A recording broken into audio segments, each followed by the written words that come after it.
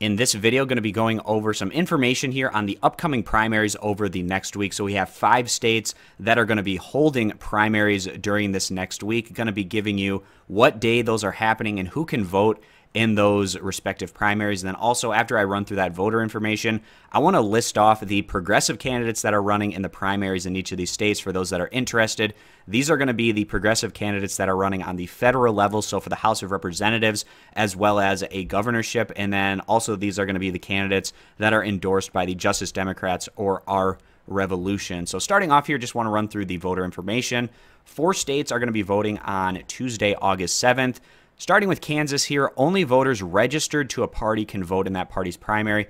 So you have to be a registered Democrat to vote in the Democratic primary, and you have to be a registered Republican to vote in the Republican primary. After Kansas, we also have Michigan and Missouri on August 7th, which is Tuesday. And these are going to be open primaries, so you can be an independent, you can be a registered Democrat, you can be a registered Republican, and you have the choice to either vote in the Democratic primary or in the Republican primary. They'll ask you which ballot you'd prefer, and then you can just pick that. Doesn't matter who you're affiliated with. So I prefer open primaries personally because it gives you more options, and that's how they're going to be held in Michigan and Missouri on August 7th. And then the last August 7th state to hold a primary is going to be in Washington, and they do things a little bit differently. It's kind of like California, where all the candidates are put on the same ballot regardless of party, and then the top 2 candidates in vote share advance to the general election. So a jungle primary, top 2 vote getters are going to run against each other in the general in Washington. So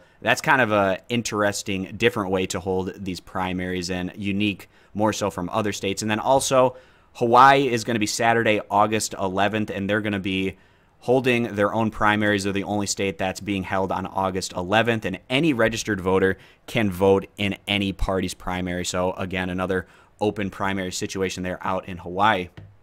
So now that I went through all of the voting data, and I'll link this webpage down in the video description if you want to check it out for yourself. But now moving over first to the state of Kansas, the 3rd district, going to be a very intriguing matchup on the Democratic side in their primary.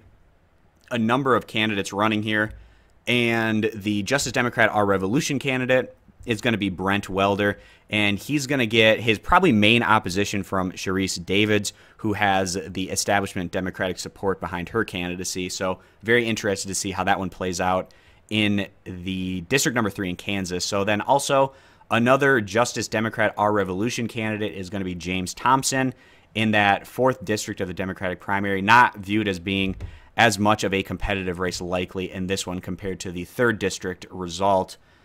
All right, now moving on over to the state of Michigan, and their governorship, Abdul El-Sayed, is endorsed by the Justice Democrats and our Revolution as well. And then there are also a number of House of Representative candidates that we're going to run through here. And interestingly enough, the 1st district in Michigan, it's likely to be a very competitive result come November, but you can see there's nothing on the Democrat side.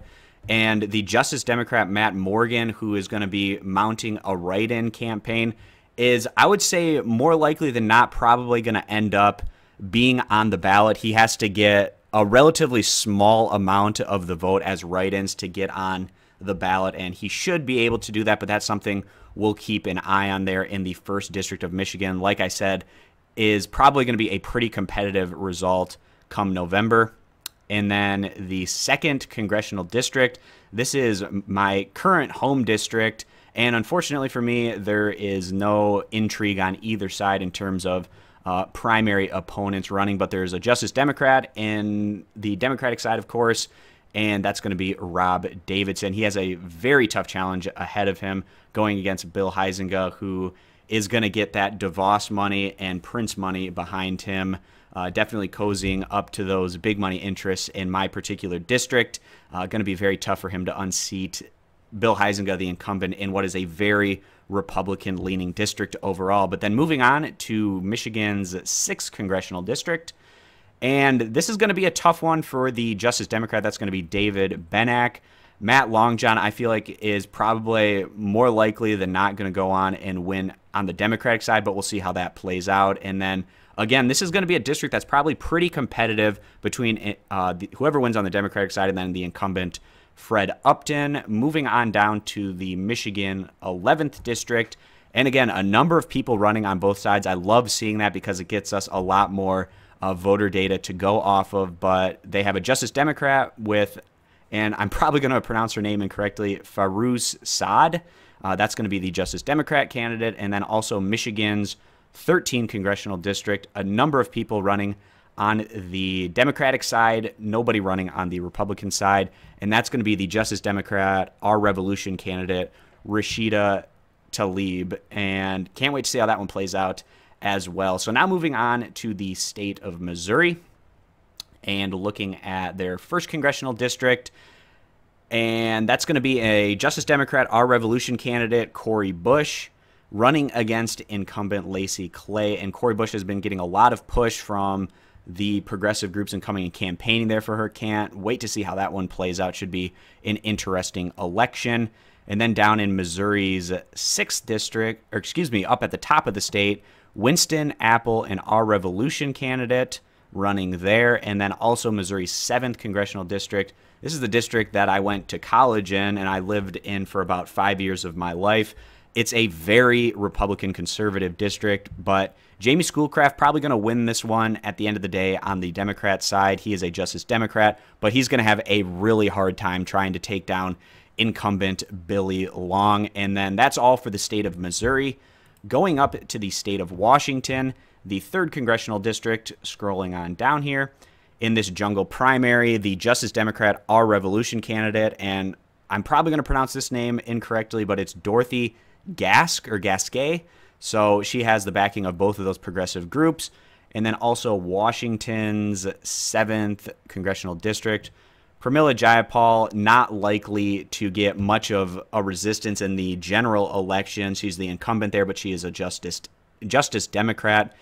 And then Washington's 9th Congressional District, you have Sarah Smith, who is a Justice Democrat, and she's going to be trying to get enough votes to get into the runoff instead of the GOP. But then you also have Adam Smith, the Democratic incumbent, in that race as well. So that should be a pretty interesting one also to keep an eye on. And then a couple over in the state of Hawaii, starting off in the 1st Congressional District.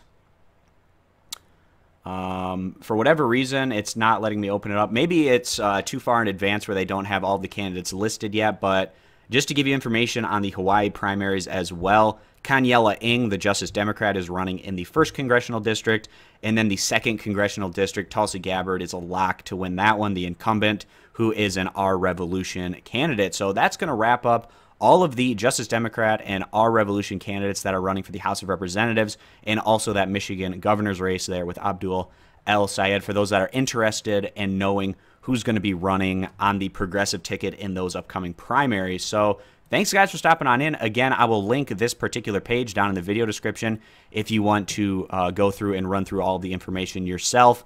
Subscribe for more. You can check out all of my election analysis videos over on my YouTube channel. Leave a comment on what you think might happen in these upcoming primaries. Leave a thumbs up if you liked this content, and I hope to see you back here for future videos.